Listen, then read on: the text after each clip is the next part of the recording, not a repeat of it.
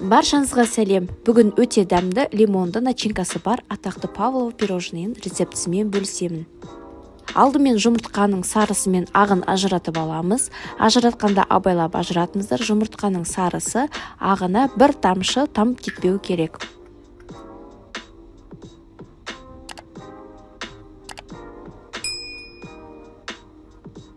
Таза ыдысқа 4 жұмыртқаның ағына 1 шай қасық лимон шырынын қосып, миксердің көмегімен араластырамыз. Көлемі үлкейіп көбіктенгеннен кейін 100 грамм қантты 3 бөлікке бөле отырып, формасын жақсы ұстағанға дейін араластырамыз.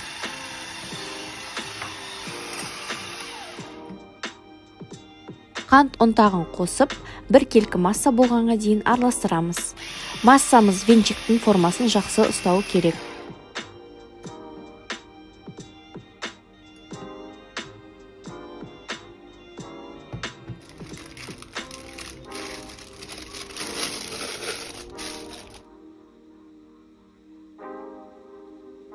Басында насадкасы бар кондитерлік қапқа салып, противенге пергамент қағазын төсеп, кішкене себеттерге ұқсатып орналастырамыз. Егер кондитерлік қап пен насадкаңыз болмаса, қасықпен орналастырып, ортасын шұңқырлаңыз.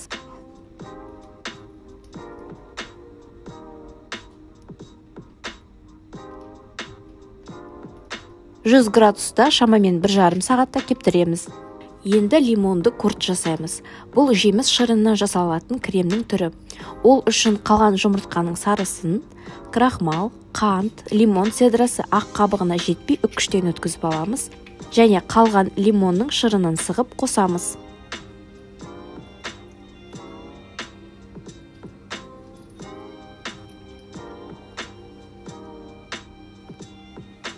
Орташа отта қоюланғанша пісіреміз, бірақ қайнатпаймыз.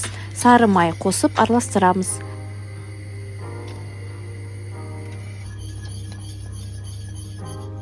Қалауларыңыз бойынша илеуіштен өткізіп алсаңыздар болады.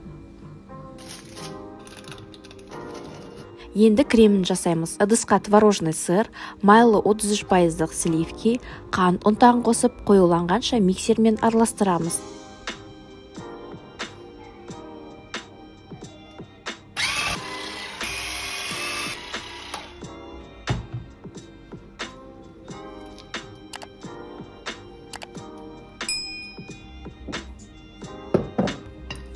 Творожный кремді насадкасы бар кондитерлік қапқа саламыз.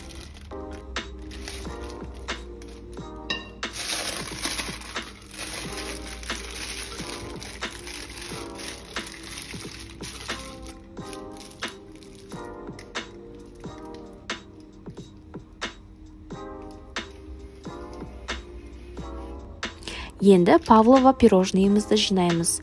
Себеттің ортасына лимонды куртпен толтырып, бетін креммен және жемістермен әсемдейміз.